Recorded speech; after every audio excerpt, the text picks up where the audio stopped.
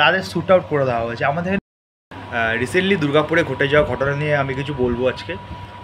আমার কিছু কোশ্চেন মাথায় আর কি ঘুরছে যে Kolkata is main city, Durgapur is main city, but যেগুলো আমাদের ভিলেজ এরিয়া, যেগুলো গ্রামীণ এরিয়া কলকাতা বাইরে, সেইখানে কি লেভেলের মানে কার্যকলাপ হচ্ছে আমি সেটা একবার ভাবি। কারণ যদি কলকাতার মধ্যে শহরে বা মেন সিটির মধ্যে আজকে এই টাইপের ঘটনা ঘটে, তাহলে বাইরের কথা তো বাদই দাও, সেগুলো তো আমাদের রিপোর্ট বা আমাদের কান অব্দি এসে পৌঁছায় না।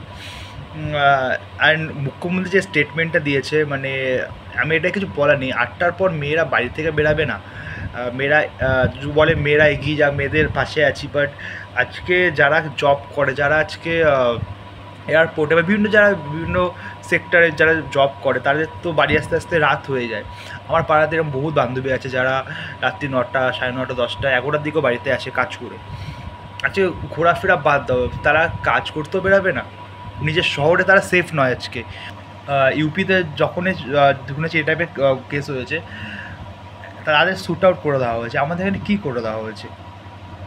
রিসেন্টলি ল কলেজের যে কেসটা, ওটা তো এখনও আনসলভ, মানে কোনো শাস্তি পেয়েছে বলে আমি এখনও শুনিনি।